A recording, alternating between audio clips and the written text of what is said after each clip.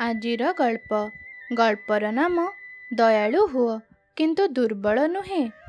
ଗାଁ ଉପକଣ୍ଠରେ ଗୋଟିଏ ବଡ଼ ବେଲଗଛଟିଏ ଥାଏ।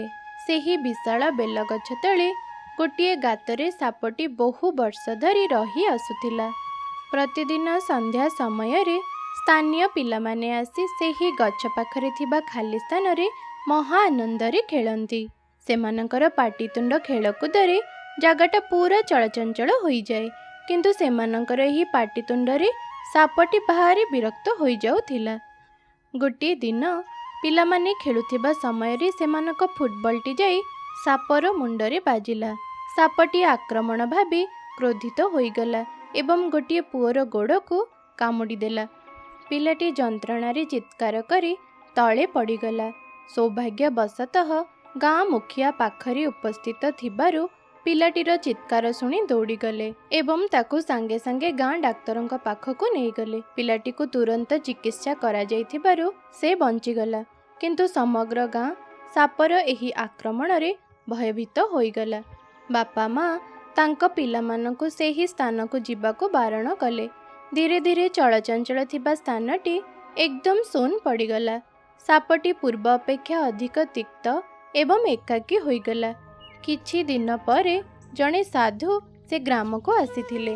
ସେ ଜଣେ ଭ୍ରମଣକାରୀ ସାଧୁ ଥିଲେ ଏବଂ ନିଜର ଜ୍ଞାନ ଆଉ ଦୟା ପାଇଁ ଜଣାଶୁଣା ଥିଲେ। ଗାଁର ଲୋକମାନେ ପ୍ରାୟତଃ ତାଙ୍କୁ ଖାଇବାକୁ ଦିଅନ୍ତି ଏବଂ ତାଙ୍କଠାରୁ ଆଶୀର୍ବାଦ ମାଗନ୍ତି। ସେମାନଙ୍କ ମଧ୍ୟରୁ ଜଣେ ମହିଳା ତାଙ୍କ ପାଖକୁ ଆସି କହିଲେ, ବାବା, ଦୟାକରି ଆମକୁ ସାହାଯ୍ୟ କରନ୍ତୁ। ଆମ ପିଲାମାନଙ୍କ ପାଖରେ ଖେଳିବାକୁ କୌଣସି ସ୍ଥାନ ନାହିଁ। ସେହି ବେଲଗଛ ପାଖରେ କେବଳ ଗୋଟିଏ ସ୍ଥାନ ଥିଲା, କିନ୍ତୁ ଏବେ ତାହା ମଧ୍ୟ ବିପଦପୂର୍ଣ୍ଣ, କାରଣ ସେଠି ଗୋଟିଏ ବିଷଧର ସାପ ରହୁଛି, ଯାହାର ଆକ୍ରମଣରେ କିଛି ଦିନ ତଳେ ଗୋଟିଏ ପିଲା ଅଳ୍ପକେ ମୃତ୍ୟୁ ମୁଖରୁ ଫେରି ଆସିଛି। ଦୟାକରି କିଛି କରନ୍ତୁ ବାବା। ସନ୍ନ୍ୟାସୀ ସବୁ କଥା ଶୁଣିଲେ ଏବଂ କହିଲେ, ମୁଁ ଚେଷ୍ଟା କରିବି ତୁମ ସମସ୍ୟାର ସମାଧାନ କରିବାକୁ। ସେ ପ୍ରତିଶ୍ରୁତି ଦେଇ ସେଠାରୁ ଚାଲିଗଲେ। ତାପରେ ସେ ଏକାକୀ ବେଲଗଛ ପାଖକୁ ଯାଇ ଧୀରେ ଧୀରେ କହିଲେ, ହେ ସାପ ଭାଇ, ବାହାରକୁ ଆସ। ମୁଁ ଜାଣିଛି ତୁମେ ଏଠାରେ ଅଛ। ଭୟ କର ନାହିଁ। ମୁଁ ତୁମର କୌଣସି କ୍ଷତି କରିବାକୁ ଏଠାକୁ ଆସିନାହିଁ। କିଛି ସମୟ ପରେ ସାପଟି ଧୀରେ ଧୀରେ ବହୁ ସତର୍କତାର ସହିତ ଗାତରୁ ବାହାରକୁ ଆସିଲା। ସାଧୁ ତାକୁ ଦେଖି ଶାନ୍ତ ଭାବରେ କହିଲେ, ସାପ ଭାଇ, ମୁଁ ଜାଣେ କ'ଣ ସବୁ ଏଠି ହୋଇଥିଲା। ତୁମେ ଏଠାରେ ବହୁ ଦିନ ଧରି ରହିଆସୁଛ ଆଉ ଏ ଭୂମି ତୁମର ଘର। କିନ୍ତୁ ପିଲାମାନେ ମଧ୍ୟ ନିର୍ଦ୍ଦୋଷ। ସେମାନଙ୍କର କୌଣସି ମନ୍ଦ ଉଦ୍ଦେଶ୍ୟ ନାହିଁ। ଯଦି ତୁମେ ସେମାନଙ୍କୁ ଏହିପରି ଆକ୍ରମଣ କରି ଭୟଭୀତ କରିଚାଲିବ, ତେବେ ସେମାନେ କେବେ ବି ଶାନ୍ତିରେ ଖେଳିପାରିବେନି। ମୁଁ ତୁମକୁ ଏକ ଅନୁଗ୍ରହ ଭାବରେ ଅନୁରୋଧ କରୁଛି ଯେ ତୁମେ ସେମାନଙ୍କୁ ଏଠି ଖେଳିବାକୁ ଦିଅ ଏବଂ ମୋତେ ପ୍ରତିଶ୍ରୁତି ଦିଅ ଯେ ତୁମେ ଆଉ ସେମାନଙ୍କର କୌଣସି କ୍ଷତି କରିବନି।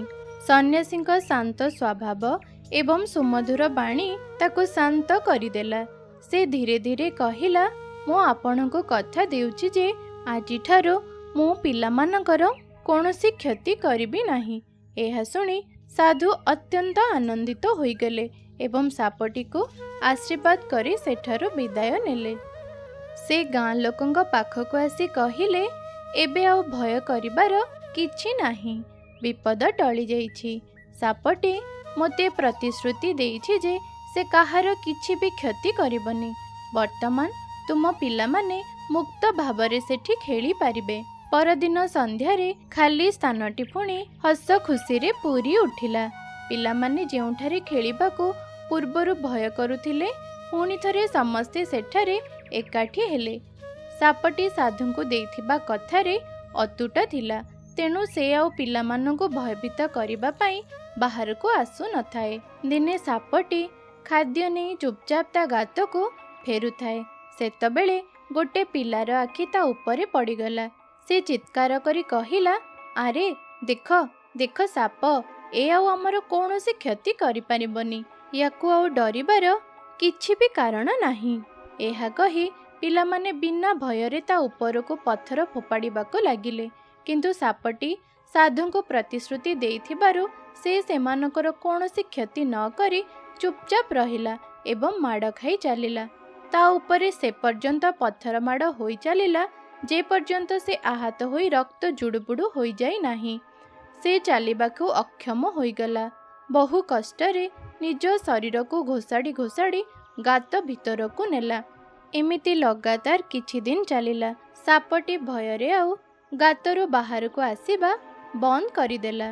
କିନ୍ତୁ ଭୋକରେ ସେ ଦୁର୍ବଳ ଓ ପତଳା ହେବାକୁ ଲାଗିଲା। ତେଣୁ ଭୋକ ଦାଉରୁ ନିଜକୁ ରକ୍ଷା କରିବା ପାଇଁ ଦିନେ ଯେତେବେଳେ ସେ ଖାଦ୍ୟ ଖୋଜିବାକୁ ଡରି ଡରି ଗାତରୁ ବାହାରିଲା, ଦୁର୍ଭାଗ୍ୟବଶତଃ ସେ ସେହି ପିଲାମାନଙ୍କ ହାବୁଡ଼ରେ ପଡ଼ିଗଲା ଏବଂ ପୁଣି ଥରେ ପଥର ମାଡ଼ର ଶିକାର ହେଲା। ପରଦିନ ସକାଳୁ ଯେତେବେଳେ ସେହି ସାଧୁ ଜଣକ ସେ ବାଟ ଦେଇ ଯାଉଥିଲେ, ବେଲଗଛ ତଳ ଛାଇରେ ଏକ ମୃଦୁ ଶବ୍ଦ ଶୁଣିବାକୁ ପାଇଲେ। ବାବା, ବାବା। ସେ ବୁଲିପଡ଼ି ସାପଟିକୁ ଦେଖିଲେ, ଯାହାକୁ ଏବେ ଚିହ୍ନିବା କଷ୍ଟକର ହୋଇପଡ଼ିଥିଲା। ତାର ଶରୀର ମଳିନ ଏବଂ କ୍ଷତରେ ରକ୍ତ ରଞ୍ଜିତ ହୋଇଯାଇଥିଲା।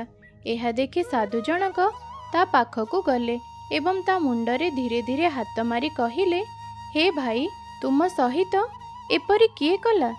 ଥରି ଥରି କଣ୍ଠରେ ସାପଟି ଉତ୍ତର ଦେଲା, ତୁମେ ମୋତେ ପିଲାମାନଙ୍କୁ କ୍ଷତି ନ କରିବାକୁ କହିଥିଲ।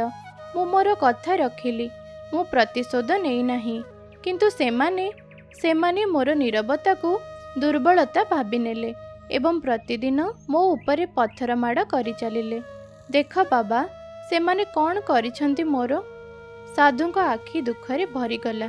ସେ ତା ପାଖରେ ବସିପଡ଼ିଲେ ଏବଂ ତାକୁ କହିଲେ, ଭାଇ, ତୁମେ ମୋ କଥାକୁ ଭୁଲ ବୁଝିଛ। ମୁଁ ତୁମକୁ କହିଥିଲି ଯେ ସେମାନଙ୍କୁ କ୍ଷତି କର ନାହିଁ, କିନ୍ତୁ ମୁଁ କେବେ ବି କହିନାହିଁ ଯେ ତୁମେ ନିଜକୁ ରକ୍ଷା କରିବା ଉଚିତ ନୁହେଁ ବୋଲି। ଦୟା ଅର୍ଥ ନୁହେଁ ଯେ ତୁମେ ଅନ୍ୟମାନଙ୍କୁ ନିଜର କ୍ଷତି କରିବାକୁ ଦବ କିମ୍ବା ନିଜର ସମ୍ମାନ ତ୍ୟାଗ କରିଦବ। ତୁମେ ଦଂଶନ କରିବା ଉଚିତ ନୁହେଁ ସତ, କିନ୍ତୁ ସି ସି ଶବ୍ଦ କରି ସେମାନଙ୍କୁ ଡରାଇ ତ ପାରିବ ନା। ତୁମର ଫଣା ଉଠାଇ ସେମାନଙ୍କୁ ମନେ ପକାଇବାକୁ ପଡ଼ିବ ଯେ ତୁମେ ନିଜକୁ ରକ୍ଷା କରିବାକୁ ସମର୍ଥ। ସେମାନେ ତୁମକୁ ସମ୍ମାନ କରନ୍ତୁ, ତୁମ ପ୍ରତି ଦୟା କରନ୍ତୁନି କିମ୍ବା ତୁମର ଫାଇଦା ଉଠାନ୍ତୁନି, ଏହା ହିଁ ତ ବୁଦ୍ଧିମତାର ପରିଚୟ ଦିଏ। ସେହି ଦିନଠାରୁ ସାପଟି ପିଲାମାନଙ୍କୁ କେବେ ବି କ୍ଷତି ନ ପହଞ୍ଚାଇବାର ପ୍ରତିଶ୍ରୁତି ପାଳନ କଲା। କିନ୍ତୁ ସେ କ'ଣ କରିପାରିବ ତାହା ମଧ୍ୟ ସେମାନଙ୍କୁ ଭୁଲିବାକୁ ଦେଲା ନାହିଁ। ଯେତେବେଳେ ସେମାନେ ଅତି ନିକଟତର ହେଉଥିଲେ, ସେ ତାର ଫଣା ଉଠାଇ ସେମାନଙ୍କୁ ଭୟଭୀତ କରାଉଥିଲା। ଧୀରେ ଧୀରେ ତା ଉପରକୁ ପଥର ଫିଙ୍ଗିବା ବନ୍ଦ ହୋଇଗଲା। ସେମାନେ ତାଠାରୁ ଦୂରତା ରଖିଲେ ଏବଂ ତାକୁ ସମ୍ମାନ କରିବା ଶିଖିଗଲେ। ଏପରି ଭାବରେ ସେହି ସ୍ଥାନରେ ଶାନ୍ତି ଫେରି ଆସିଲା। ଆଚ୍ଛା, ଆମେମାନେ ଏହି ଗଳ୍ପରୁ କ'ଣ ଶିକ୍ଷା ଲାଭ କଲେ? ଆମେମାନେ ଏହା ଶିକ୍ଷା କଲେ ଯେ ଦୟାଳୁ ହୁଅ କିନ୍ତୁ ଦୁର୍ବଳ ନୁହେଁ, ଭଲ ହୁଅ କିନ୍ତୁ ମୂର୍ଖ ନୁହେଁ, ଅନ୍ୟମାନଙ୍କୁ ସୁରକ୍ଷା ଦିଅ କିନ୍ତୁ ନିଜକୁ ମଧ୍ୟ ସୁରକ୍ଷା ଦିଅ ଏବଂ ସର୍ବୋପରି ନିଜର ଭଲ ପଣିଆକୁ କେବେ ବି ଅନ୍ୟକୁ ଅସହାୟତା ବା ଦୁର୍ବଳତା ଭାବିବାକୁ ଦିଅ ନାହିଁ। ଦୟାଳୁ ଏବଂ କ୍ଷମାଶୀଳ ହେବା ଉଚିତ, କିନ୍ତୁ ଏହାର ସୀମା କିପରି ସ୍ଥିର କରିବେ ତାହା ମଧ୍ୟ ଜାଣିବା ନିହାତି ଆବଶ୍ୟକ। ସେଥିପାଇଁ ବା କଥାରେ ଅଛି, ନୀରବତା ମହାନ, ହେଲେ ଏହାକୁ କେବେ ବି ଆତ୍ମସମର୍ପଣ ବୋଲି କାହାକୁ ଭୁଲ ବୁଝିବାକୁ ଦିଅ ନାହିଁ। ତେବେ ଆଜି ପାଇଁ ଏତିକି। ପୁଣି ଥରେ ଦେଖାହେବା ଆଗାମୀ ଗଳ୍ପରେ। ସେଥିପର୍ଯ୍ୟନ୍ତ ସମସ୍ତେ ଖୁସିରେ ରୁହନ୍ତୁ ଓ ସର୍ବଦା ହସୁଥାନ୍ତୁ।